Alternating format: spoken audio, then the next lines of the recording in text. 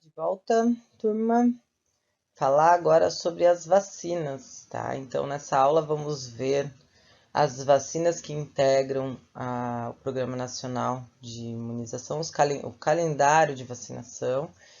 Vamos ver as indicações, contraindicações, cuidados que temos que ter na manipulação, administração e conservações dessas vacinas, tá?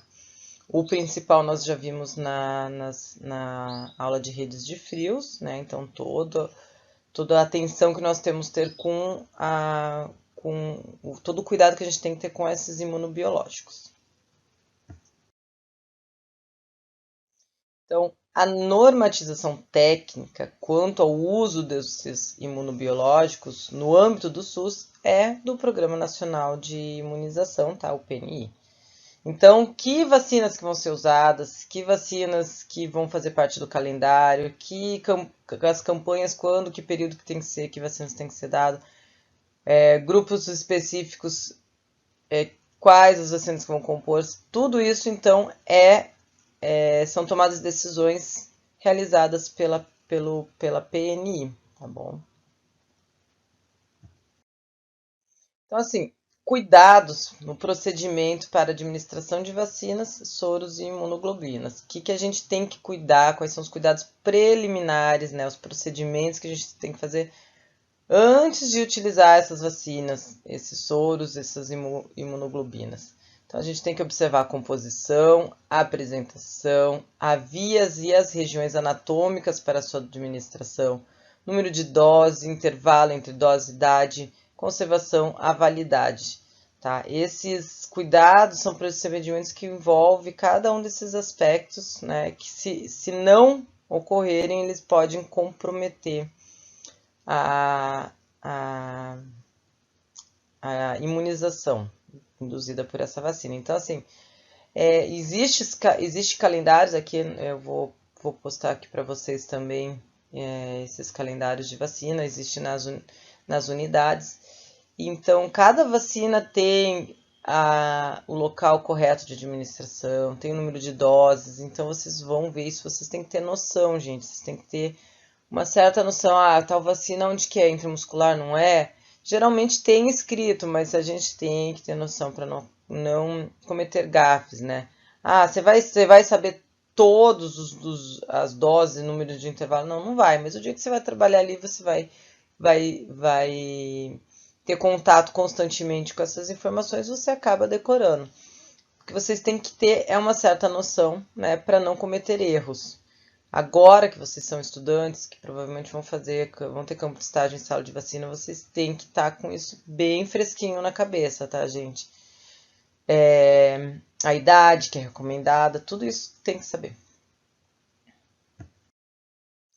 Então, dentro desses procedimentos preliminares, o que a gente tem? Higiene da mão, né?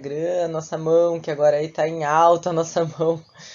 Como dizem, depois que acabar tudo isso, a minha mão vai ter que ir lá para os alcoólicos anônimos, tanto álcool que ela tá tomando. Então, a mão, ela é a maior responsável dentro, intra-hospitalar, na infecção cruzada. Então, a gente tem uma flora bacteriana na nossa mão, já que é nossa, tá? Que ela é uma flora residente, mas a gente também traz na nossa mão as bactérias, fungos, todos esses micro-organismos patogênicos. Então a gente tem que estar lavando a mão, né, antes de manusear os materiais de vacina, soro, em cada administração de cada paciente e qualquer atividade que você for fazer na sala de vacina, tá bom? Na questão das utilizações das seringas e das agulhas, gente, aqui tem muita coisa assim que vocês já devem estar aprendido, reforçando que vocês não podem esquecer, né? São coisas que às vezes a gente pensa, é besteira, não é, faz toda a diferença, né? Isso são coisas que a vigilância sanitária olha, né, que hospitais que são rigorosos nos controles de infecções cobram. Então, vocês tendo isso fixado na cabeça de vocês como rotina, tá tranquilo. Enquanto vocês não têm isso fixado como rotina, tem que rever e tem que estudar. Então, antes de abrir qualquer agulha, seringa, qualquer material hospitalar, tem que ver se a embalagem está íntegra. Ah, tá molhada, tem um rasguinho. Não tá mais, ela não está mais estéril, ela está contaminada. Joga, gente, uma agulha não faz a diferença. Joga, pega outra. Então, prazo de validade, né? Isso é coisas que a gente, o técnico, o enfermeiro, tem que estar sempre observando, porque se tem uma ali vencida, provavelmente tem outras. Observar, ver se o material é apropriado. Então, se eu peguei a agulha certa, esse paciente é muito magrinho, não adianta eu pegar uma agulha muito grande. Tem que pegar uma agulha menor, né? Por quê? Porque vai bater no osso, bate no osso. Então, veja o tamanho do paciente. Não, um paciente muito obeso, pegue uma agulha comprida, fina e comprida. Então, assim, não vai pegar a agulha e depois ver o paciente. Por quê? Porque você vai chegar lá, sair, de repente abriu a agulha, vai ter desperdício. Então, são coisas simples, mas que fazem diferença. O que a gente tem que observar quando o procedimento for por via oral? Então, o volume e a dose dessa substância, né? Então, é um volume muito grande? Não é o caso das vacinas, né? Mas numa medicação. Então, não dá para jogar tudo de uma vez. Joga uma parte do volume ou outra parte. Então, você vê a polio, né? Do Zé Gotinha por via oral. Então, sempre observar quantas gotas vão ser dadas, né? Na via parenteral, a maior parte dos imunobiológicos é administrado, dentro do programa, é administrado por via parenteral. Então, elas dependem muito do tipo de tecido em que o imunobiológico está sendo administrado. Então, assim, ó, quando for administrar as vacinas, não é recomendado fazer asepsia do local. Então, toda vez que você fazer uma injeção intramuscular, não se recomenda que faça asepsia, limpeza com álcool, algodão e álcool, tá? Então, assim, se a pele estiver muito suja, é água e sabão. Se precisar porque tá suja demais, não consegue lavar, faça asepsia, né? Friccione lá por 30 segundos, espera mais 30 segundos, porque daí o álcool evapora, tá? Para daí então você poder aplicar. O álcool pode às vezes interferir no procedimento. Então, isso é uma dica, uma observação que a gente tem que se atentar. Na via intradérmica, tá? Evitar proporcionar na administração intradérmica, ela faz uma absorção lenta essa vacina. Então, essa opção da vacina intradérmica é para que a absorção seja mais demorada. Então, o volume dele é sempre menor, né? A gente não pode administrar um volume muito alto. Então, o máximo é 0,5 ml. A BCG, por exemplo, que é uma vacina intradérmica, raiva humana, são esses exemplos de vacina. Então, na questão da cicatriz vacinal, a BCG ela é recomendada que ela sempre seja administrada no músculo deltoide direito. Então, isso é protocolo. Então, vocês vão ver que tem vacinas que o protocolo é um local específico, né? Se não dá por impossibilidade, às vezes a pessoa tem amputação de membro, ou já tem uma outra cicatriz de queimadura, enfim, aí a gente faz no deltoide esquerdo, mas a indicação é sempre no braço direito. Então tem que ficar atento também nisso, tá, gente? Lembra que é no lado que se escreve.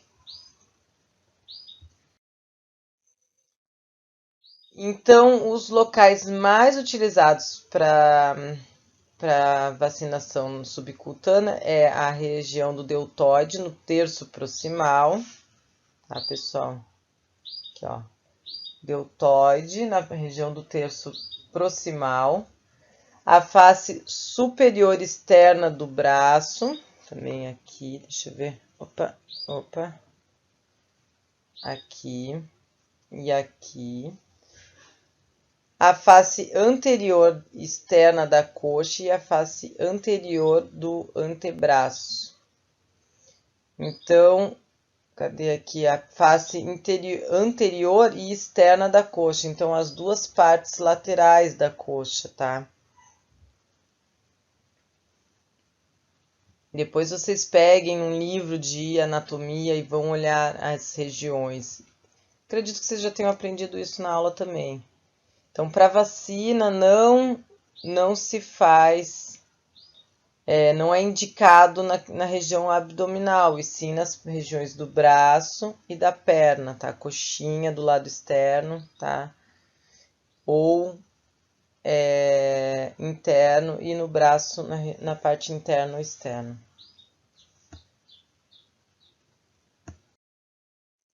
Na intramuscular, o imunobiológico é produzido no tecido muscular, sendo apropriado para administração volumétrica de até 5 ml. Então, vocês já devem ter aprendido que toda injeção IM é até no máximo 5 ml, cada músculo. Então, tem uma medicação que tem que ser dado 10, que a gente faz 5 de um lado, 5 do outro. As vacinas não passam desse volume, tá?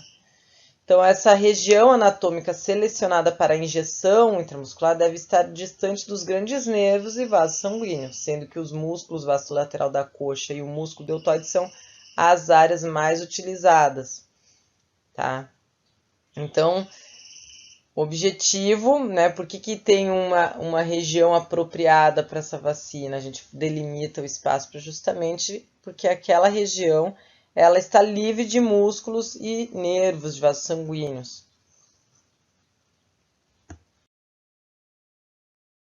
Importante também, sempre quando for fazer as vacinas, é registrar os dados pessoais e residenciais dessas pessoas. Então, esses dados são coletados sempre que vai ser feito essas vacinas. Então, eles devem, vocês têm que pedir sempre o documento da pessoa, tá? Ai, não é, como é que é teu nome? Não, você tem um documento? Porque assim, ó, a pessoa não precisa ficar soletrando, você vai se certificar de que é realmente essa pessoa, vai ter número, enfim. Tem que botar a data de nascimento, nome dos pais, com a caneta sempre, tá? E assim, se a pessoa não tem um documento, você vai fazer a lápis, tá? E daí ela vai pedir para retornar, sempre para ela retornar com esses documentos e depois você passa a caneta. Tem que ter o endereço e depois tudo isso vai ser transferido no sistema.